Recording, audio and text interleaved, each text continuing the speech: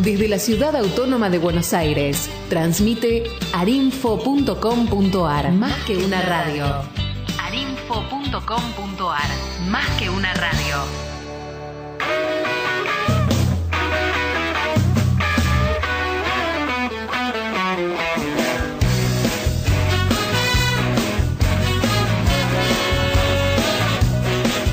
Carrusel Cultural, voces y contexto, un concepto expansivo, todas las voces todas.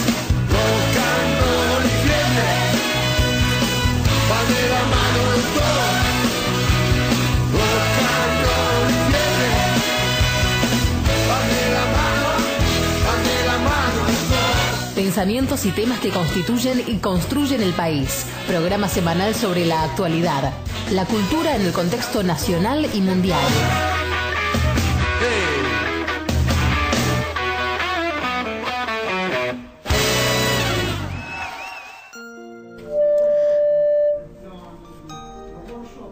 Hola, buenas tardes amigos. Estamos aquí en otra emisión de Carrusel Cultural por la web de Arinfo. www.arinfo.com.ar para escucharnos en directo. Durante la semana, como siempre, nos comunicamos a través del Facebook Carrusel Cultural y para escuchar nuevamente el programa a través de nuestro canal de YouTube Voces y Contexto Radio. El WhatsApp, por si quisieran dejarnos un mensaje, es 15 3378 1859. Estamos en otra tarde de fines del invierno, el último sábado del invierno. La semana que viene ya estaremos cursando la primavera, que esperamos que sea auspiciosa para todos nosotros.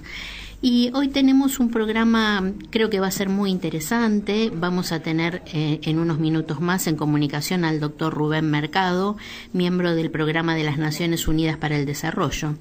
Después tendremos las novedades editoriales de Editorial Corregidor, con algunas recomendaciones. Siempre la columna de Sandra Paul sobre teatro y otras yerbas.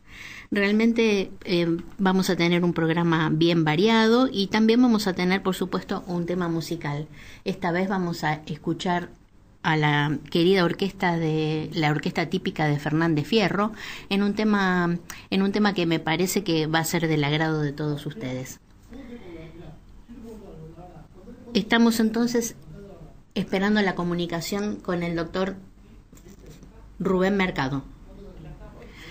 El doctor Rubén Mercado es un philosophical doctor en economía de la Universidad de Texas. Es senior economista y director del informe sobre desarrollo humano del Programa de las Naciones Unidas para el Desarrollo de Argentina. Buenas tardes, doctor Mercado. Los saludamos desde nuestro Carrusel Cultural. Buenas tardes, ¿cómo están? Hola, hola. Hola. Buenas tardes, doctor Mercado. Sí, buenas tardes. ¿Me escucha? ¿Me escuchás? Hola. Hola, sí, buenas tardes. Discúlpenos, tuvimos un pequeño inconveniente técnico. ¿Qué tal? Buenas tardes. Bien, realmente una alegría y un gusto y un honor que usted participe hoy en nuestro programa. Le comentaba recién a nuestros amigos parte de su extensísima trayectoria. Agregamos a lo que ya estuvimos comentando que es especialista en economía computacional, modelización económica, política económica y desarrollo económico. También el doctor Mercado es profesor e investigador de varias universidades, entre ellas de Estados Unidos, México y Argentina. Y además es autor de diversas publicaciones académicas y miembro de varias instituciones de su especialidad, economía y desarrollo.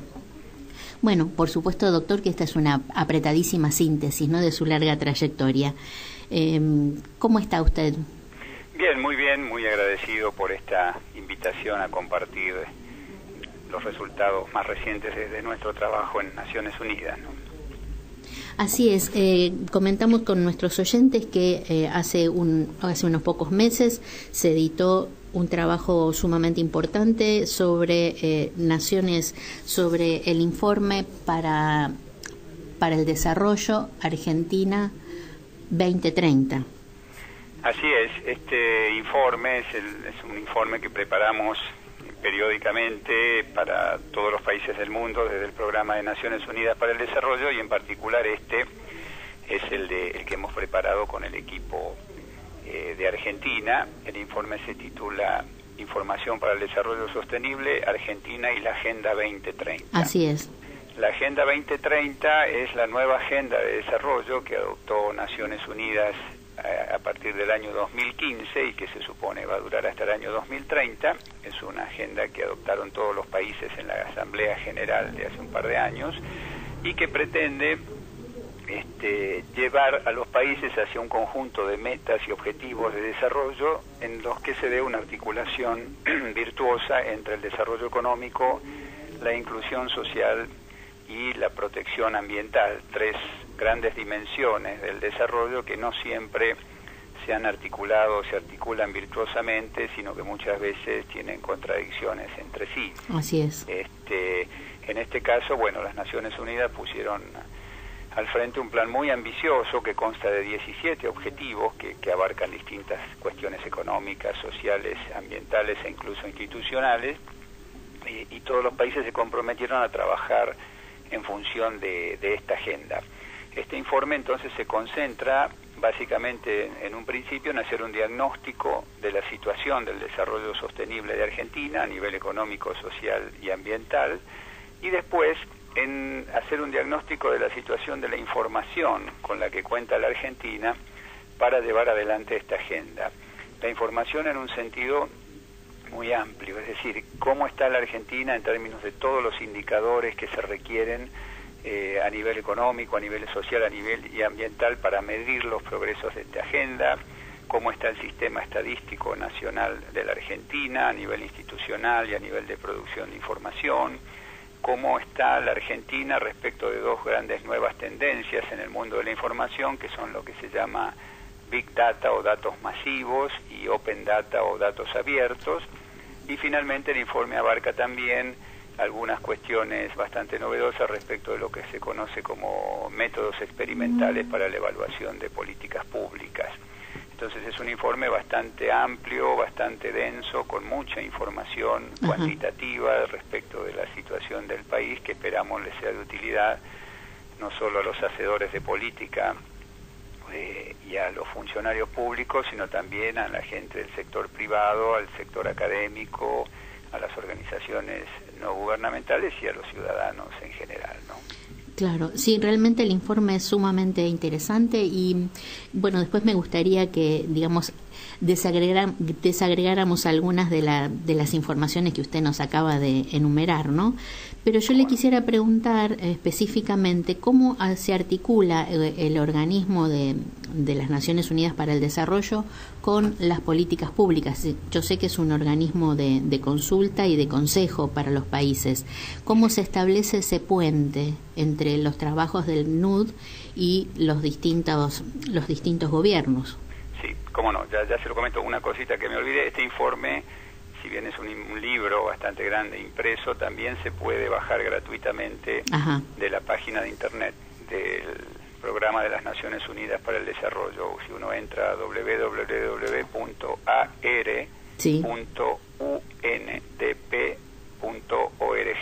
ahí se entra y apenas se abre esa página del Programa de las Naciones Unidas para el Desarrollo, van a encontrar el informe y lo pueden bajar o consultar gratuitamente. Sí, también sé que circula una síntesis, una abreviación, un resumen. Un resumen sumamente interesante, ¿no? Sí, también está en esa misma página y se puede bajar gratuitamente. Se puede bajar.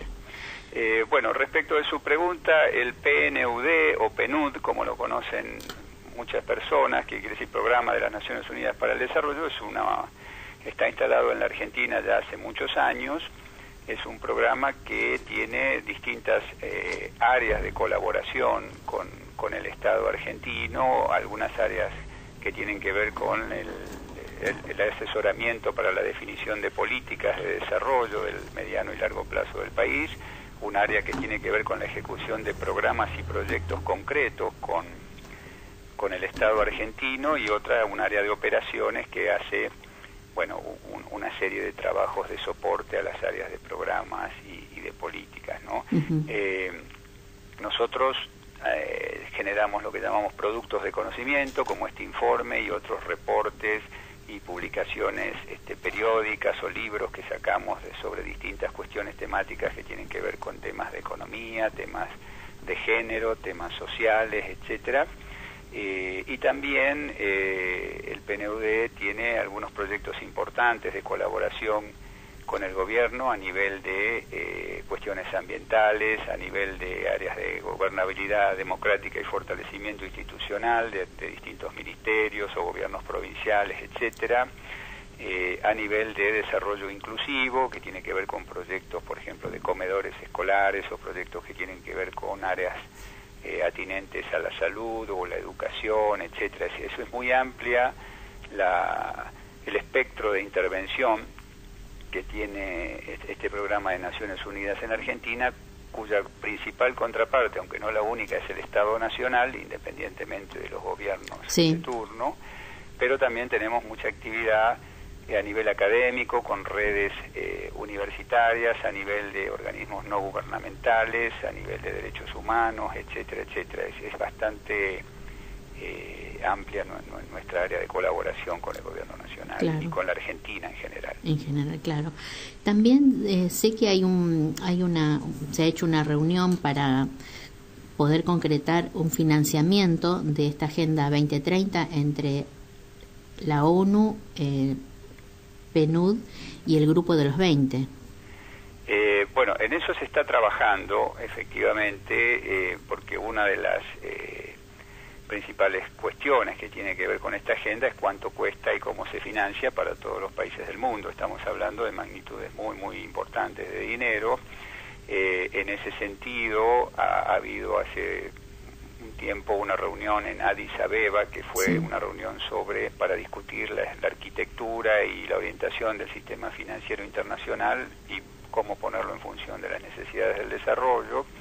Y en relación al G20, la Argentina el año próximo va a ser el anfitrión de la reunión de este grupo. El G20 es el grupo de los 20 países económica y políticamente más significativos del mundo. Ahí están, por supuesto, Estados Unidos, Rusia, China, etcétera, principalmente los países desarrollados y algunos países no desarrollados, entre los cuales se encuentra la Argentina como miembro de este grupo. Y como decía recién, la Argentina va a ser el anfitrión por primera vez de la reunión anual que tiene este grupo. La anterior fue en Alemania, después hubo anterior en China y en Turquía, ahora nos va a tocar a nosotros. Es un desafío muy grande para el Estado argentino esa organización, y en ese sentido se están llevando a cabo reuniones preliminares de preparación de todo esto, y una de las líneas más importantes de trabajo en relación a estas reuniones tiene que ver con las del financiamiento del desarrollo sostenible, pero eso todavía está en etapas muy preliminares, ¿no? Claro. Doctor Mercado, usted quisiera enumerar, en el informe figuran 17 objetivos de desarrollo sostenible, pero usted quisiera mencionar algunos de los que usted considera más importantes. Bueno, sí, si bien esta agenda no dice que no establece ninguna priorización de un objetivo respecto de otros, hay uno que es un lema de la agenda que es fundamental, que es no dejar a nadie atrás. Y en ese sentido el objetivo número 1 de la agenda tiene que ver con la reducción de la pobreza y la eliminación de la indigencia a nivel mundial. Ese es un objetivo clave, que establece como meta a nivel de pobreza que todos los países se deberían comprometer a reducir al menos en un 50% el nivel de pobreza medido por los índices nacionales de pobreza de aquí a 2030, y también deberían comprometerse a eliminar los niveles de indigencia que en el informe se establecen como todos aquellos que viven con menos de 1.9 dólares por día, que es la línea de indigencia que establece el Banco Mundial. Este es un objetivo absolutamente fundamental. En relación con también el objetivo número 2, por ejemplo, tiene que ver con eliminar el hambre y la desnutrición a nivel internacional. Este objetivo a su vez se desagrega en una serie de metas que se cuantifican con indicadores. Y después ya también en relación con estos vienen objetivos en términos de educación y de salud. Es decir, decir en términos de salud? Bueno, aumentar la esperanza de vida, reducir la mortalidad infantil, reducir la mortalidad materna. En términos de educación, mejorar las tasas de graduación, eliminar el analfabetismo, etcétera, etcétera. Estos son como los primeros objetivos que tienen mucho que ver con la inclusión social y son fundamentales para la agenda. Después hay objetivos de género, obviamente, de igualdad, de reducción de la desigualdad en general y en particular de reducción de la desigualdad de género. Y después hay objetivos económicos que tienen que ver con, bueno, fomentar el crecimiento económico, la innovación productiva, la industrialización de los países, y objetivos ya ambientales que tienen que ver con el cuidado de los ecosistemas marítimos y terrestres, y sobre todo con la lucha contra el cambio climático, claro. Es decir, reducir las emisiones de gases de efecto invernadero por parte de todos los países, que son las que están llevando a un incremento significativo de la temperatura a nivel mundial. Eso está provocando cambio climático, como se puede observar en algunos fenómenos importantes que están sucediendo con más amplitud y periodicidad que antes, como ser los ciclones, los tornados, las lluvias extremas, las inundaciones, etcétera, que no es que antes no existían, pero sí. Se verifica estadísticamente que en los últimos 100 años estadísticamente esto está aumentando significativamente tanto en la intensidad como en la frecuencia, y eso se lo atribuye al cambio climático operado por las actividades humanas en el planeta. Claro, sí, en síntesis, sí. Bueno, esta es una agenda muy ambiciosa, muy grande, muy compleja, en la cual están trabajando prácticamente todos los países del mundo, que bueno, esperamos que pueda llegar a buen puerto tal como se lo plantea, ¿no? Claro, que esta agenda se pueda cumplir y sea lo más exitosa posible. Yo veo como muy auspicioso el hecho de que este organismo incluya la cuestión ambiental como uno de los 3 pivotes donde se apoyan estos indicadores de desarrollo humano, ¿no es cierto? Así es. Por lo general, cuando nosotros hicimos todo este estudio del sistema estadístico argentino, lo que uno encuentra es que obviamente todo lo que son las estadísticas económicas, más allá de los problemas que hubo en los últimos años, son estadísticas que uno puede remontarse en algunas hasta de más de 100 años de información acumulada. Eso es típico de todos los países del mundo. Después las estadísticas sociales también, hay estadísticas que ya tienen muchas décadas, algunas hasta 50 años, etcétera. En cambio, las estadísticas ambientales son las donde menos información hay, por lejos, por 2 razones. Por un lado, porque, bueno, es un área relativamente nueva, sí. Y por otro lado, porque es un área que fue negada en muchos procesos de desarrollo. El medio ambiente no se lo tuvo en cuenta como una variable importante hasta que empezamos a ver todos los problemas que se generan a través, como decía recién, del cambio climático, a través de la contaminación, a través de la erosión del suelo, las inundaciones que vemos en las provincias de Buenos Aires, por ejemplo, claro. Los cambios en los patrones de lluvia en el norte y en el sur, la deforestación que se ha dado en muchas provincias del norte argentino, la caída en la calidad de vida en las grandes ciudades, en particular en metrópolis como la ciudad de Buenos Aires, donde la contaminación ambiental, el ruido, el nivel de estrés que tiene la gente, los malos medios de transporte, etcétera, también inciden negativamente en la calidad de vida. Todo eso son factores medioambientales que hace 40 años no se tenían muy en cuenta cuando se diseñaban planes de desarrollo, pero ahora sí, porque se ve claramente que no todo modelo de crecimiento es sustentable. Es sustentable en términos ambientales, y entonces en ese sentido ahora está puesta como una dimensión prioritaria también, junto con la inclusión social y con el crecimiento económico. Es difícil pensar hoy en un modelo de país que no incluya esta variable, aunque las necesidades de inclusión social, como ser los niveles de pobreza en Argentina, son acuciantes, e incluso las necesidades económicas también para un país que hace ya varios años cuyo producto per cápita no crece, hace casi 6 años, ¿no? Uh-huh. Doctor, y me gustaría que ahora pasáramos al tema de los índices y las estadísticas. Primero le quisiera preguntar qué es discúlpeme, estoy viendo acá, la economía computacional. que yo sé que usted es un especialista en este tema. Bueno, la economía computacional es un área bastante nueva dentro de las ciencias sociales que trata de articular la economía con la ciencia de la computación. Básicamente lo que hacemos ahí es, nos especializamos en la formulación y simulación computacional de modelos macroeconómicos, ¿no? O sea, se formula matemáticamente lo que sería la dinámica económica de un país, luego se la implementa en la computadora y se hacen simulaciones para ver qué distintos efectos tendrían distintas medidas de política pública en las tasas de crecimiento, en el sector externo, etcétera, etcétera. Ese es uno de los aspectos más comunes de la economía computacional. Después también hay cosas mucho más de frontera que trabajamos a veces, que es la aplicación de métodos de inteligencia artificial para el planteo y estudio de algunos problemas económicos, como ser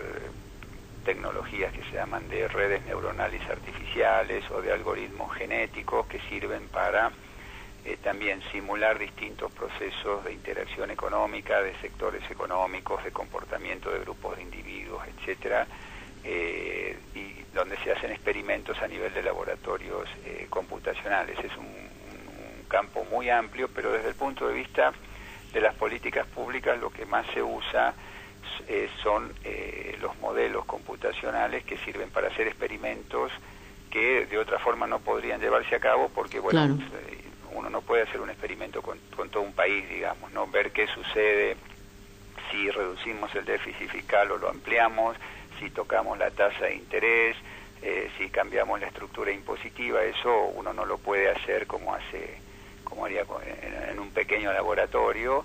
Entonces tampoco lo puede hacer experimentando con todos los argentinos, claro, al mismo tiempo. Claro, claro. Entonces lo que se hace es se construye un modelo que trata de representar el comportamiento agregado de la sociedad argentina en esos aspectos y de la economía. Ese modelo luego se programa mediante técnicas especiales en computadoras y después se van haciendo distintas simulaciones de lo que se llaman análisis contrafácticos para ver qué pasaría si hacemos tal cosa, qué pasaría si hiciéramos tal otra. No son modelos que permiten predecir, o sea, obviamente con absoluta precisión lo que va a pasar, porque si así fuera tendríamos mucho menos problemas aquí y en todo el mundo, pero sí sirven para ordenar un poco el razonamiento respecto de temas muy complejos y ver los distintos escenarios o alternativas que tenemos. Claro, y las tendencias, ¿no?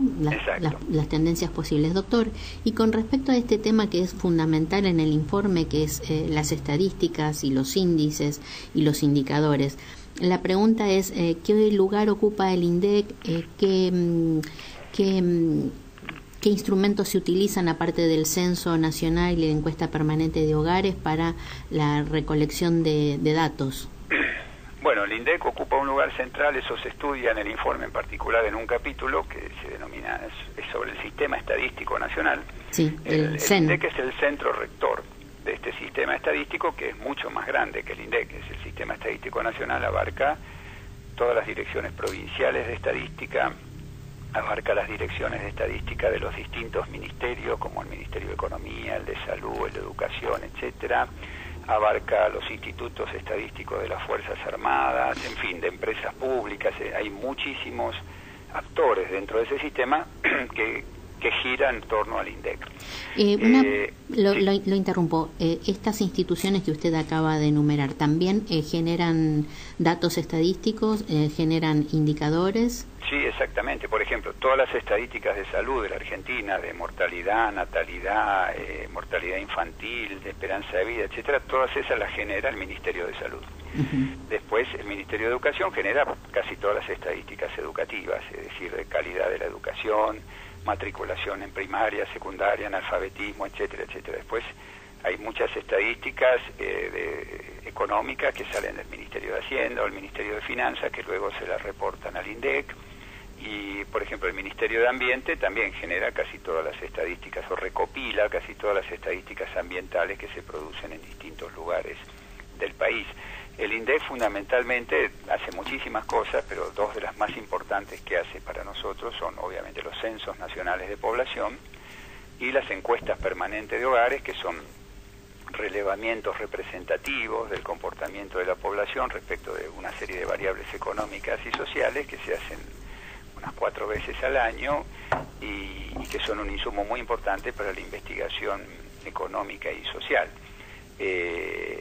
A su vez, el INDEC, hace otros censos, como censos económicos, censos agropecuarios, sí, genera otro tipo de encuestas, pero los núcleos fundamentales obviamente son los censos de población y las encuestas permanentes de hogares como bases de datos de insumo para analizar la realidad económica y social de la Argentina. En ese sentido, estamos... En el informe se presentan un estudio comparativo de cómo funcionan institucionalmente distintos sistemas estadísticos en países federales, sí, en América, y en ese sentido estudiamos a profundidad el caso del INDEC, comparativamente con el caso del INEGI de México, el IBGE de Brasil y el StatCan de Canadá.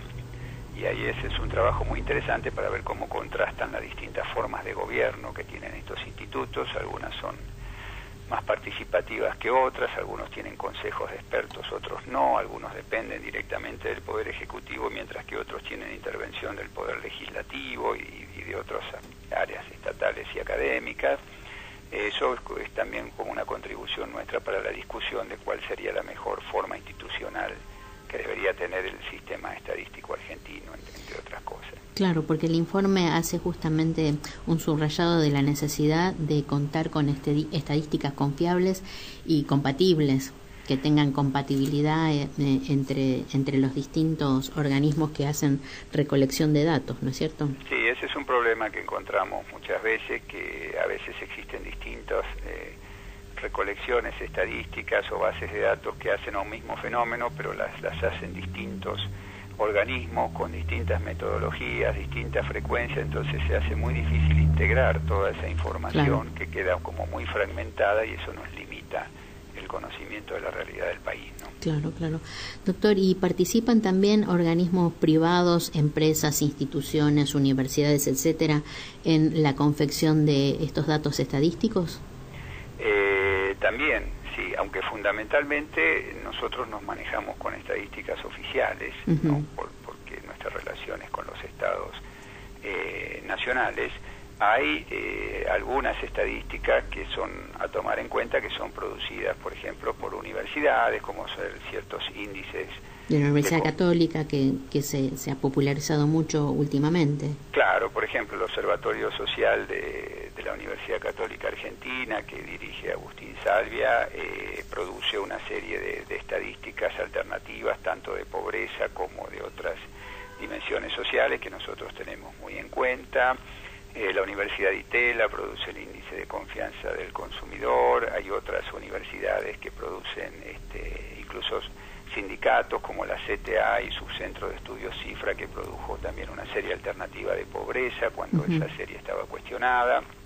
Entonces hay distintos entes públicos o semipúblicos o organismos no gubernamentales y centros de investigación que también generan información en Argentina, y que nosotros, con los debidos recaudos del caso, también tomamos en cuenta para nuestro trabajo, junto con las estadísticas oficiales, ¿no? Claro, y digamos en las provincias, es decir, esta información que se recaba también incluye a las provincias, y el grado de agregación es el suficiente. Bueno, también nosotros en este informe por primera vez computamos lo que se llama un índice de desarrollo sostenible provincial para la Argentina.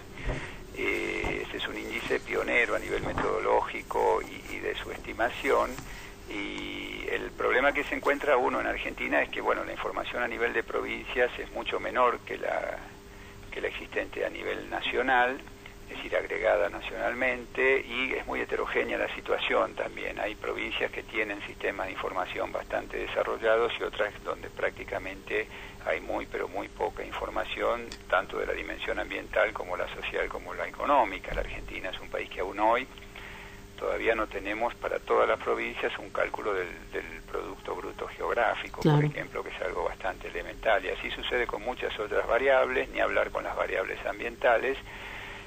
nosotros hicimos un diagnóstico de esa situación y lo que uno encuentra que efectivamente a nivel provincial hay muchísimo trabajo que hacer, sobre todo en la mayoría de las provincias argentinas, aunque no en todas, como para ir poniéndonos al día respecto de algunas cuestiones muy básicas de información elemental que hace falta disponer y que no se encuentra todavía desagregada a nivel provincial. Claro.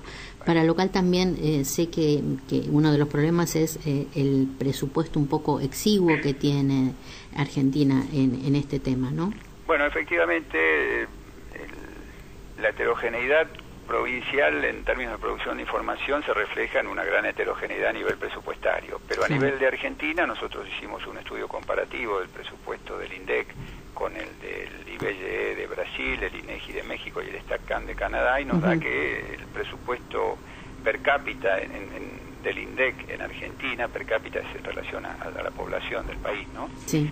Es muchísimo más bajo que el de estos otros países, mucho más bajo que el de Brasil y del de México, y es 1/10 del de Canadá, en términos per cápita. Eso explica también por qué Canadá tiene un sistema estadístico tan eficiente y nosotros no. Es decir, no solamente se trata de problemas de diseño institucional o de ineficiencia operativa, sino también se trata de problemas de la cantidad de recursos que el país vuelca para la producción de estadísticas, que en el caso de Argentina comparativamente todavía es mucho menor que el de otros países comparables, ¿no? Claro. Doctor, me resultaría muy interesante que usted explicara a nuestra audiencia con un poco más de amplitud qué son los datos masivos o Big Data que usted mencionó al comienzo de la entrevista y los datos abiertos o Open Data. ¿Cómo no? Los datos abiertos básicamente se hace referencia a la modalidad de acceso a distintas fuentes de datos, sobre todo de datos públicos, por parte de la ciudadanía. Es decir, es un movimiento que se está experimentando en el cual cada vez más los gobiernos están poniendo y deberían poner al servicio de la población métodos de acceso a cualquier tipo de información, por ejemplo, del presupuesto nacional, provincial o municipal, el nivel de gasto, las contrataciones públicas, las licitaciones públicas, los sueldos de los funcionarios, sus declaraciones juradas, toda esa información que está siendo y debería ser muy fácilmente accesible a través de Internet para cualquier ciudadano, sin necesidad de andar haciendo trámites engorrosos o pedidos judiciales, etcétera, etcétera, pues es un derecho que tenemos a la información que está establecido en la Constitución del 94 y que en el 2016 finalmente se sacó una ley, la Ley de Acceso a la Información Pública, que dice que todo ciudadano argentino tiene derecho a pedir cualquier información a cualquier ente que haya recibido fondos públicos, o sea, el Estado y otros que hayan recibido subsidios, y que esa información debe estar disponible en menos de un mes, ya sea del tipo que fuera, ¿no? Entonces, los datos abiertos hacen referencia a eso, al incremento sustantivo en las formas de acceso y en la velocidad de acceso a cualquier tipo de información pública al cual tienen derecho los ciudadanos. Claro, realmente sé que ha sido realmente un escollo hasta ahora y durante muchos años el acceso a la información, el poder, aunque fuera para hacer una investigación histórica, para hacer un trabajo universitario, el acceso a la consulta de los datos realmente era muy muy complejo, ¿no? Quizás estuviera explicado por la falta de automatización de los datos, pero ahora ya ese escollo no debería existir. Exactamente, no es un tema, hace años ya que no es un tema de falta de informatización, sino que tiene que ver con la fragmentación de los datos, tiene que ver también con una cultura de entre comillas, de ocultamiento de información, es decir, de no estar dispuesto a dar información, una cultura de falta de transparencia en las actividades públicas, pero bueno, contra eso hay que luchar porque es un derecho ciudadano tener acceso a la información pública y a todos aquellos información que se produce, aunque no sea pública, que se produce a partir de fondos públicos que se destinan a distintas actividades, ¿no? Claro. En términos de datos masivos, que era su otra pregunta, o Big Data, esto es una cosa distinta, eso tiene que ver con todos los datos que se están generando a través de interacciones digitales entre la gente y entre los objetos, el uso de la telefonía celular, el uso de las computadoras, el uso de las redes sociales, etcétera, de las tarjetas de crédito, de las historias clínicas, todo eso que acumula información a una tasa exponencial. Esa información son masas enormes que requieren dispositivos de almacenamiento muy especializados y a su vez requieren una forma de explotación y de análisis de esa información que es bastante novedosa, que se conoce como métodos de machine learning, de aprendizaje de máquinas, es decir, de inteligencia artificial, que es algo que yo comenté cuando hablaba un poquito de la economía computacional, para detectar patrones en estas enormes bases de datos y en función de eso alimentar la toma de decisiones. Estos son formas de generación, almacenamiento y procesamiento de información muy distintas de las convencionales, donde uno hace un censo o hace una encuesta y después la procesa más o menos con tiempo y con algunos métodos estadísticos. Esto de Big Data es muy distinto. Esto es información que se genera casi continuamente a partir de todos los dispositivos electrónicos que existen y que tenemos. Esa información se almacena bastante desordenadamente, digamos, porque es imposible clasificarla de alguna manera, y después se examina con algunos métodos así de inteligencia artificial que permiten en muchos casos detectar patrones que antes eran inesperados. Esa es un área muy novedosa donde hay que aprender mucho en Argentina y en todo el mundo, hay que formar recursos humanos, expertos en este análisis de datos para poder explotarla significativamente. Doctor, le quisiera preguntar, ¿cómo juega este concepto de los datos masivos con el derecho a la protección de los datos personales? Bueno, eso juega bastante complicadamente, ese es otro punto que enfatizamos, es muy buena la pregunta, que enfatizamos en el informe.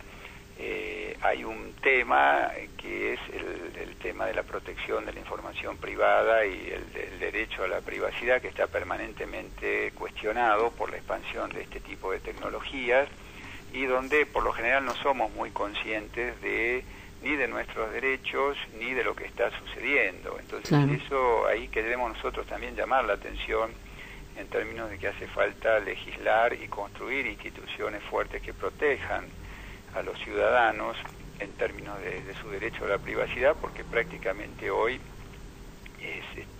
estamos totalmente expuestos o casi totalmente expuestos respecto de casi todo lo que hacemos. Es muy fácil, a partir de muy pocas búsquedas que nosotros hagamos, por ejemplo, en Internet, es muy fácil individualizar quiénes somos. Totalmente.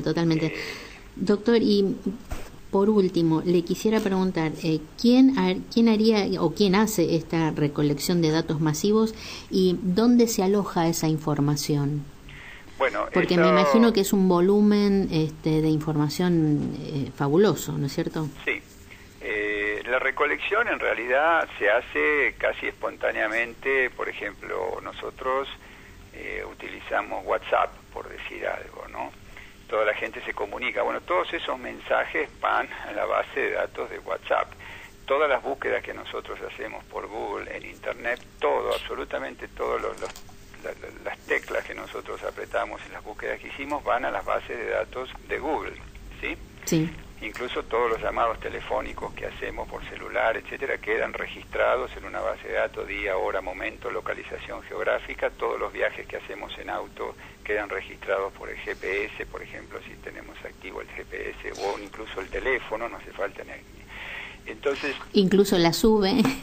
La SUBE, por supuesto, tiene toda esa información, y así sucesivamente. Bueno, todas las recetas clínicas, las compras de farmacias, las compras de tarjeta de crédito que quedan en manos de las tarjetas y de los bancos, toda esa información se recoge automáticamente y va a parar a bases de datos que en realidad se piensa abstractamente que es una nube virtual. Sí, ¿no? Pero no es tan así. No, en realidad esa nube virtual tiene que estar soportada por grandes procesadores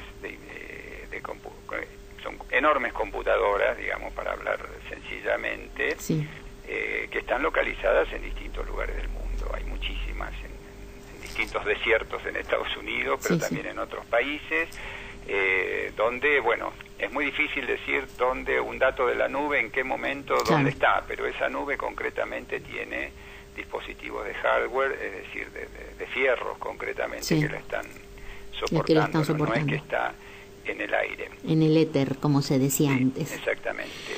Y el acceso a esos datos muchas veces hay que pagarlo, porque Google no regala el acceso a sus bases de datos, ni las compañías telefónicas, etcétera. Entonces, hoy quien sea el dueño de toda esta información que se recoge tiene en sus manos un activo equivalente a lo que sería tener un pozo de petróleo, digamos, exactamente, ¿no? Sí, la información también es poder. Sí. Bueno, doctor, le agradecemos muchísimo su participación, su tiempo, bueno, bastante extenso, porque hace un rato largo que estamos conversando, me parece que con mucho gusto y con mucho interés. Entonces, bueno, no me queda más que agradecerle su participación y la posibilidad también de dejar abierta una nueva charla. ¿Qué le parece? Cómo no, desde ya con mucho gusto y muy agradecido de nuestra parte por esta invitación. Bueno, hasta muy pronto. Bueno, hasta pronto. Muchas gracias, doctor. Bueno, fue el doctor Rubén Mercado en contacto con Carrusel Cultural sobre el último informe del Programa de las Naciones Unidas para el Desarrollo Argentina 2030. Nos quedamos pensando con respecto a los datos, la recolección de datos, la accesibilidad de los datos y el desarrollo sustentable. Vamos a escuchar un tema musical, la orquesta típica de Fernández Fierro, que nos habla del mal arreado. Con ustedes.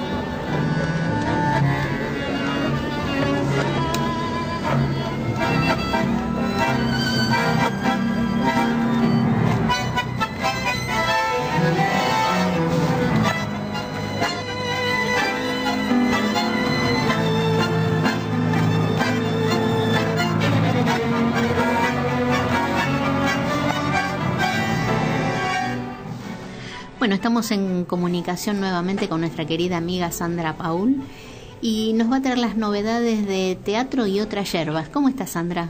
Hola, ¿qué tal, Adriana? ¿Cómo va? Bien, muy contenta de escuchar las últimas novedades teatrales que nos traes. Bueno, mira, esta semana te traigo una obra que se llama Ya no hay tranvías en el desierto de Texas. Es una obra que, bueno, ¿te acordás de la película, la famosa película, un tranvía llamado Deseo? Sí. Bueno, aquí están los tres personajes que eran Stella, Stanley Kowalski, con Marlon Brando, y Blanche DuBois, ¿no? Bueno, en esta obra se transforman en Blanca, en Stella y en Stanislao. La obra está escrita por Laura Cotton, que trajo al presente esta historia, donde el sueño americano, digamos, se convirtió en pesadilla, ¿no? Uh-huh. Y estos tres individuos son arrojados a la nada, en este caso al desierto de Texas, como despojos del sistema. Como descarte, ¿no? Sí. Claro. La dirección es de Patricio Azor, que, bueno, pudieron continuar este drama con mucho humor, ¿no? Hay mucho humor irónico, mucha que refleja el patetismo, digamos, de los personajes. Hay como una intervención de una voz en off, que como una especie de mago de Oz que los corrige y que los observa o vigila, o podríamos decir como una especie de gran hermano, ¿no? Claro. Para traerlo a la actualidad. Es una obra que, bueno, a mí la verdad que me gustó, me divirtió porque tiene un humor muy ácido y habla de esas miserias, ¿no?, humanas que se siguen arrastrando y que el sistema cada vez los sumerge, los hunde más, digamos. Las actuaciones son excelentes. Como Blanca está María Nidia Ursi-Ducó, que Blanca en este caso se transformó en un conejillo de indias de los laboratorios farmacéuticos. Entonces ella prueba las pastillas Uh-huh. Y le pagan por eso. Viste que en la película de Un tranvía llamado Deseo, a ella la mandan al manicomio. Uh-huh. Bueno, en este caso, como el manicomio ya no hay falta de presupuesto, la envían de vuelta con los parientes. El trabajo de María Nidia Ursi-Ducó es fantástico. La verdad que es para ella el papel, porque es muy, viste que Blanche DuBois era muy elegante, muy así etérea, bueno, Uh-huh. es ideal para ella. Después está Stella, que lo hace Mirta Mato, que también hace de la hermana, que es la mediadora con su marido. Y Stanislao, que lo hace Guido Dalbo, que también sigue con las mismas mañas de Marlon Brando, peleándose con su cuñada, con un poco menos de músculos. Uh-huh. Así que bueno, en la obra transcurre entre reproches, cerveza, pastillas, bueno, y el final es muy sorprendente. A mí me gustó ese final, aunque no deja de ser también, de tener cierto sinsabor. No lo voy a contar porque, bueno, claro, sí.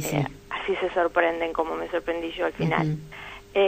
Bueno, el vestuario, todo lo que es la escenografía plasma muy bien ese territorio de Cartapesta, ¿no? La fragilidad del lugar y de los personajes. Así que bueno, esta obra está en el Teatro del Abasto, que es Humahuaca 3549, está los domingos a las 18 horas. Y bueno, cualquier cosita pueden entrar a mi blog, que está allí la crítica, y tienen todos los datos, o también por Alternativa Teatral. Uh-huh. Creo que está hasta fines, septiembre seguro, no sé si siguen en octubre. Uh-huh. Así que no lo dejen dejarlo pasar para último momento. Claro. Bueno, esta es una de las obras. Después, otra obra es El Padre, que está en la Carpintería.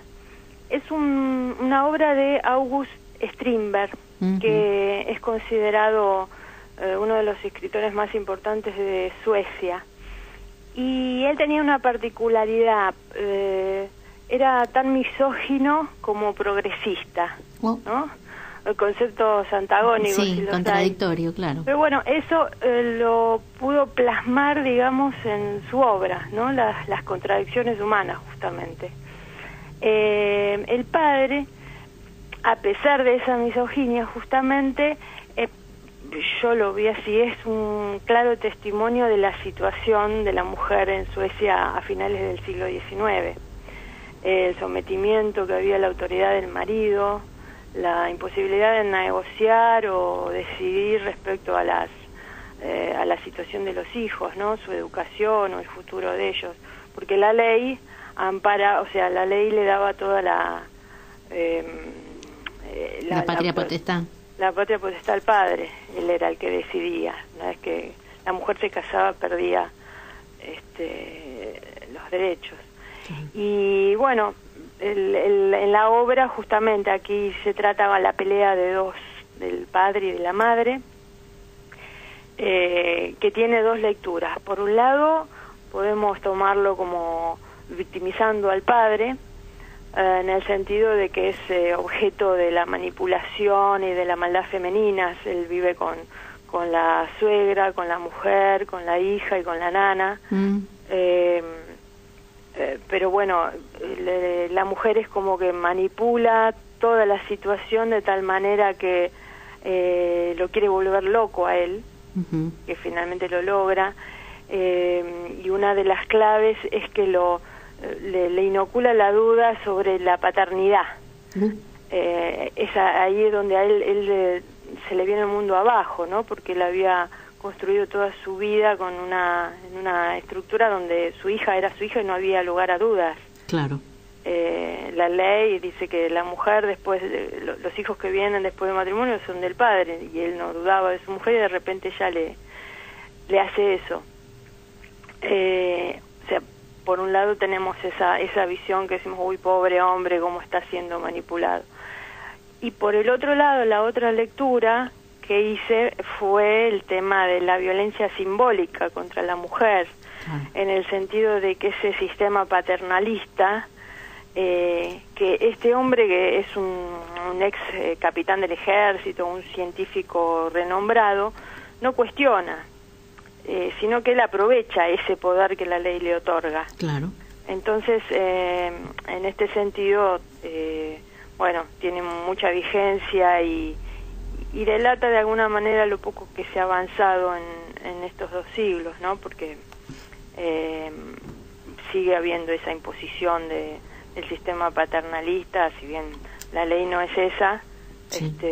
Pero bueno, es muy interesante la obra. Él en un momento plantea, bueno, qué pasa con la palabra comprometida, con el amor que alguna vez hubo en ese matrimonio, y en realidad no se da cuenta que después de 20 años de matrimonio eso quedó en la nada, porque la mujer tuvo que someterse todo el tiempo a lo que él le imponía. Claro. Entonces, ¿qué amor puede quedar? Claro. Así que bueno, hay una violencia de tipo psicológico, ¿no? De 2 mentes que están dispuestas a destruirse para lograr su objetivo, y en el medio está la hija, que bueno, realmente es la víctima. Claro. De todo esto. La madre lo interpreta Marcela Ferradas y el padre Edgardo Moreira.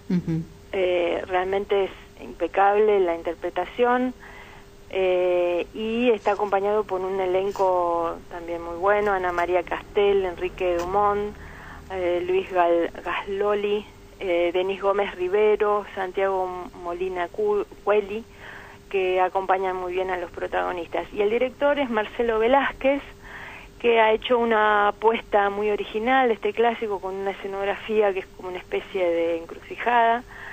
Y bueno, a mí me gustó mucho también. ¿Y dónde se puede ver, Sandra? Esta obra se puede ver en la Carpintería, Jean Jaurès 858, los miércoles a las 20:30. Bueno. creo que también está todo este mes, creo que los primeros días de octubre también, y después no sé si continuará, pero en principio hay que ir a verla pronto. Muy bien, nos vamos a apurar entonces. Bueno, Sandra, te agradecemos muchísimo tu participación nuevamente en Carrusel Cultural. Bueno, de nada, Adriana, un gusto. Hasta pronto. Chao, hasta pronto. Bueno, vamos terminando nuestro Carrusel Cultural de hoy, sin antes recordar que hoy se cumplen 41 años de la Noche de los Lápices, en un momento también muy significativo para los estudiantes hoy, aquí y ahora, ante los cambios que se avecinan con respecto a la escuela del futuro. Sabemos que hay muchos colegios tomados y es profunda la búsqueda de concientización de los nuevos estudiantes acerca del sistema educativo que los deberá contener. Un recuerdo a los queridos jóvenes desaparecidos hace 41 años. Con este recuerdo nos despedimos por hoy del Carrusel Cultural. Durante la semana seguimos comunicados a través de nuestro Facebook y probablemente mañana ya esté subido a nuestro canal de YouTube, Voces y Contexto Radio, el audio de la audición de hoy. Los saludo como siempre con mucho afecto, con mucho cariño y tengamos una buena semana. También quiero saludar a Alexander, nuestro operador, que es un magnífico ayudante, coequiper, colaborador. Gracias, Alexander, y nos encontramos nuevamente el sábado próximo en otro Carrusel Cultural.